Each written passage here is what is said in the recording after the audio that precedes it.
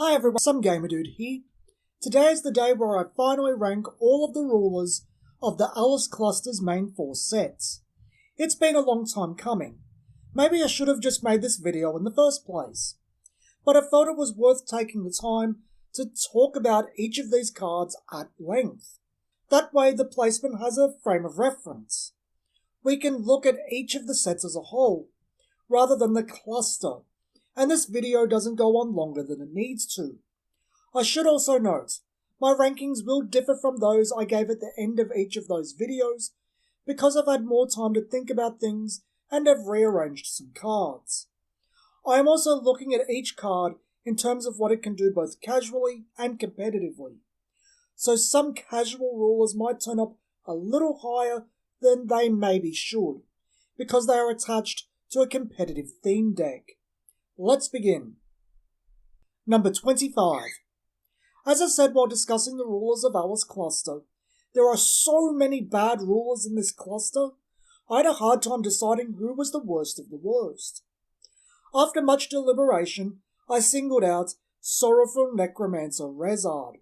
Rezard doesn't end up doing anything of any value, and is mostly set up for a really bad card, Hades Lord of the Dead.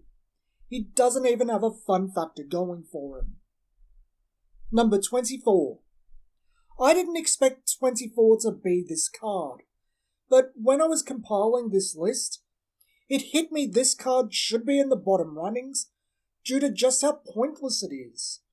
That card's name is Maschin, Clever Researcher. There is absolutely no reason to run this over the original Maschin. Clever Researcher offers nothing that Maschin and the machines would actually need. Machines Plus and lower cost so much, a tutor 2 isn't a big deal. Thinking about running it, run the original Maschin instead. Number 23. Allosaurus is the first of many times I'll be saying the phrase, wasted potential. Allosaurus is so slow to get anywhere, you're dead before it happens. Even if you could get into the J-Ruler at a decent speed, the main benefit would have been the goddesses at full power. Allosaurus, while amazingly powerful, is still a J-Ruler and would need something to stop Black Moonbeam. Number 22. I really thought Alice Saint of Healing was going to be further down. She literally runs counter to actually playing the game, but the payoff is pretty decent, and you can actually do it. The cost is way too high, but she functions, and nothing is better than her at what she's trying to accomplish. I think if her costs were different, she might have ended up a bit higher. Number 21. I'd originally placed Ala a little higher up, but the more I thought about it, Ala is actually pretty bad. Regalia doesn't get any better with him, as its best use is its base one. The God's Art is dependent on your board. His plus isn't that great in the grand scheme of things, and his ruler side, while more wide open than others on this list, doesn't help as much as you'd want it to. Number 20. Melgus has a lot going for him. High attack, cheap judgment, great enter effect, great keyword, made even better with his Regalia. Best attribute for low-to-the-ground resonators. Unfortunately, he dies to a gentle breeze, and absolutely nothing worth using interacts with his ruler side. I think the ruler side does more damage to him than the lack of durability, but it is what it is. Melgus is a quick bomb, easily disposed of. Number 19. Conqueror Flame is extremely different to Melgus, and I think had a bit more potential. Fire had some extremely powerful, low-cost resonators at the time, some of the best in the cluster, and Conqueror's enter effect plays into that. The problem with that is, especially the more I thought about it, it's that it's hard to get the deck to even give a +2 off of the enter effect. It's probably not worth building a deck for. It works okay and has some strong cards, better than can be said of anything prior. Number 18. Valkyrie Alice is a strange case. I know she had a brief moment of competitive relevancy, and her God's Art can be quite potent, but she's a casual deck for the vast majority of the cluster. Her theme is a particularly fragile one, and her God's Art is better than the bad ones. It's quite hard to be overly positive about Valkyrie Alice. As soon as things settle down, she's remarkably mediocre. More going for her than a few, but not many. Number 17. Faria. Another case of wasted potential. I don't understand how they didn't go whole hog with the Soul Sisters type deck. Give her an Ajani's Pridemate equivalent. Just a lot of cards triggered by life gain. She feels abandoned. She's screaming for support. What she does have, Gloria's Castle Town, it's alright, but it deserved to become a deck. Her effect is overcosted too, so is Melgis's effect for that matter, but it's more painful here because it could have been something. I Spy should revisit this idea. Number 16. I was unsure where to put Rezard. He's never been a thing, and the cards he's attached to, with very few exceptions, are not good. But he's got a fairly coherent deck. The stealth and trigger cards did get a lot better with Battle for Attoractia. He's got a whopper of a God's Art and is attached to an amazing Regalia. I still don't know if I'm overrating him or underrating him, but I think he's a fun casual deck held up by some competitive cards. Number 15. Faria the Chosen Girl is interesting in that as an entity, she's the support the original Faria wanted, and while she costs 4, you can build a deck around her. It's slow, probably have to go into win for both speed and to stop her dying, but you can make a deck that flips her and buffs up each of your guys fairly consistently. She's in no way a competitive deck, but one of the more fun casual decks. Soul Sisters built into one card. Number 14. Ferry Alice is lucky she's attached to such a good theme and acts as a finisher. She's horrible otherwise. Do nothing ruler, literally, but her high judgment cost is much easier to manage than Allosaurus. Her God's Art putting a passive +200/+200 that can't be interfered with is pretty neat too. Just nothing to make her stand out. Number 13. Valentina's main appeal is her ruler side, giving all water 2-drop or less Resonators quick cast. More or less. There are some okay uses in Alice, Lapis and Grim, but she never reached her full potential. What she does have is pretty alright. 1-Inch Boy, Cheshire Cat, Overlord's Invasion Party, and Hera are all decent cards, but she really should have been supported a bit more. The God's Art is pretty good too, being able to steal a Resonator. It's just Val has a lot of wasted potential. She doesn't have those cards to bring her J-Ruler and Regalia together, not really. While her ruler side lacks something to make her pop. Number 12. Precia is inexcusable garbage.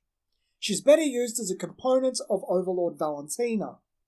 Her ruler side doesn't really add much to her theme deck, and her God's Art is replaced by another card that can be included in her deck at full playset. This means you can and should be running anyone else. Saying that, she is a very popular character attached to a fairly strong deck, and she isn't completely without worth. Doing not much is still doing something. She gets this high because of a strong theme deck and a fun factor. Nothing more. It's more of a statement about the other rulers and her deck that got her this far in the list, not Precia herself.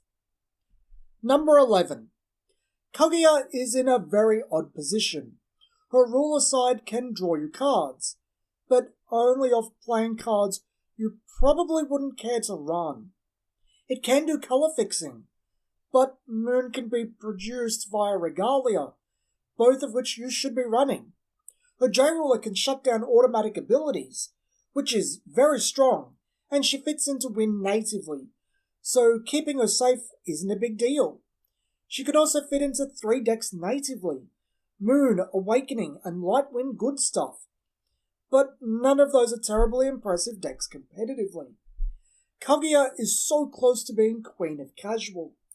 Everyone from here on is genuinely competitive, bar one, who is the Queen of Casual. Number 10. Gill Lapis is the first genuinely good ruler on this list. As I said in my SKL video, only 2 rulers from that set could be quantified as good. Blazer is in a weird situation, however. It was good because it was a direct counter to a problem plaguing the game at the time, Baja Blast. But as soon as that deck faded from relevancy, Blazer took a back seat to the side deck. I think in some ways Blazer's legacy is made by Baja Blast and Fire's Resonator package. It's not a terribly impressive ruler as the cluster continues, especially after Wind Secluded Refuge is printed. Number 9. Ola Guardian of the Sky really deserves to be much lower on this list. It's not a good card, not really. It's just one of those situations where a card printed later created an incredibly powerful combination. With Grospalester's secret technique, Guardian of the Sky creates an infinite combo, but this only lasted one set in terms of relevancy, not unlike Blazer. I placed him with Blazer for this reason. Unlike many of the prior cards, Guardian actually had meta relevancy, and it was far more notable than Valkyrie or Kogia. Number 8. Only once meta relevant, Sylvia Gill Paralyrius is by far the best casual-orientated ruler of the cluster. Very appealing design, both as a woman and a dragon, synergizes with the best aggro control of the cluster, and is a fairly strong J-ruler in her own right.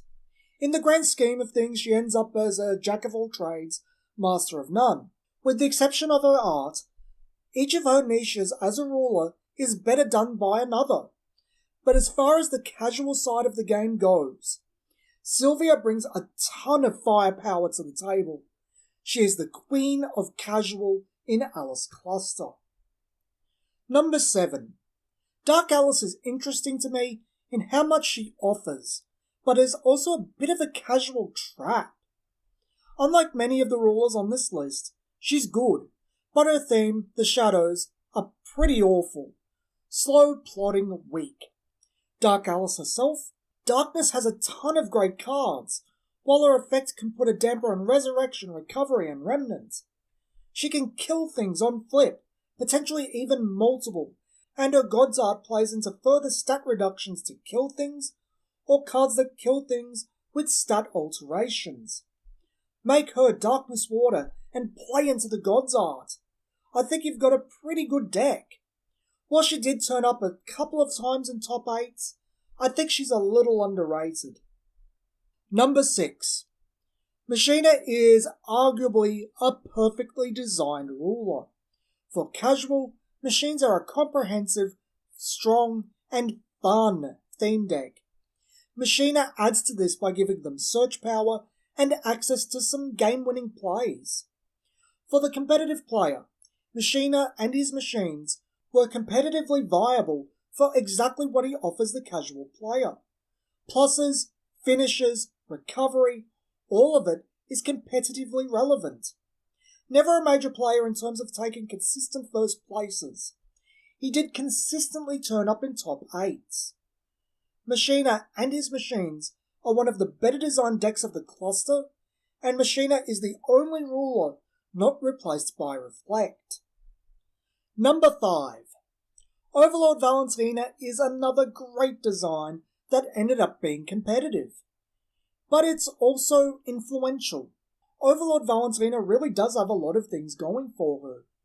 On the casual side of things, she's very flavorful, taking the regalia and God's Arts of the fallen or dethroned 7 kings, showing just how opportunistic Valentina is. For the competitive side, she takes Precia's sacred beasts and uses them better than Precia ever could, on top of some really amazingly powerful God's Arts, her big 1400 body, and full access to the powers of the regalia. She gets to take the best aspects of the Seven Kings and crams them into one card. I don't think she's as well remembered as she should be. Number 4. Shion offers a lot. Up to scry 4 a turn, chance-based draws, cheating a fatty out, a fight mechanic on the God's Art. All of these things are very worthwhile. She has no effect I'd consider useless or niche. Her costs are affordable. She's a genuinely good ruler. She's also fair, in my opinion. Fair and strong, where I think rulers should be. While not the most interesting ruler, I think I respect her as a design the most of the cluster. Shion is well designed. If she wasn't overshadowed by Reflect, an arguably unfair ruler that fills some similar niches, I think I'd be willing to put her higher up on the list. I think it also says something that Shion was as prominent as she was when both Reflect was top dog and they did similar things. Fair rulers can be good. Number 3. Gill Lapis, the villain of the piece, is arguably more potent on his ruler side than his J-ruler. Between his passive effect and Barrier of Shadows, he can essentially make your opponent's ruler and their regalia useless. He taxes regalia's activated abilities. Barrier does that too, but also taxes judgments and God's Art. It creates a really oppressive atmosphere. The J-ruler and regalia are alright. The God's Art being literal theft from the deck is great, especially as goodthings.deck was a common deck construction type at the time. It gives him options, as does his big 1200 body that becomes 1400 with the pitch black Mooney tutors. But the taxation just has a lot more going for it. Like how Dark Hour stops a lot of grave effects, Gill Lapis largely stops rulers. There are a few unaffected by him and what he's packing, but they're few and far between. Number 2. Idraceo is a very strange ruler in the grand scheme of things. A ruler whose J-ruler is essentially a resonator and a regalia it summons as a vanguard. But not only that, like Overlord Valentina, it takes the themes of prior rulers, Precious, Sacred Beasts, and Rezard's parents, aka the Stealth Package, and uses them better than anyone. Idraceo even replaced Overlord Valentina in top 8s to a certain degree. The theme of Idraceo, an unwillingness to submit to others, a refusal to roll over and die. It's very unique, but it's also very hard to break through. If you can break through Excalibur Cross, you can break through Alice, then break Idraceo, but that's a lot of effort. Meanwhile, Idraceo is just doing its thing. It's unaffected by control rulers to a certain degree, since it doesn't do the normal plays. It's mostly triggered and constant effects. There is more than one out to Idraceo, but it's also the counter attribute. Not strong in terms of brute strength, but strong in terms of being a wall. Very thematic as the last line of defense, but extremely capable. Number 1. The least interesting and most obvious part of the list, Reflect, Child of Potential. The card that dealt the final blow to Force of Will's relevancy. The ruler that took most everyone else's deck and made it better. Going into the series, even I was more interested in 25 through 2, as I knew number 1 was Reflect. It literally could not be anyone else. Increases consistency, includes a combat trick, has a draw engine attached, and can flip into control. No conditions, not even mechanical additions to the game it didn't even have access to, or nerfing it could stop Reflect. So dominant from the day it was released through to the midway point of the next cluster, it had to be banned. While there are at least 3 other rulers I'd consider mistakes, 2 in the Lapis cluster alone, Reflect was the biggest, most damning, and allowed to go on for far too long. Reflect is by far both the best and worst ruler of the cluster, maybe even the game. So there you have it, how I personally would rank the 25 rulers of the 4 main sets of Alice Cluster. I'm not sure I'd tackle this type of project again, and if I did, I don't think I'd do it this way. It's been exhausting. But I hope you enjoyed it. This has been Some Gamer Dude, and thanks for watching.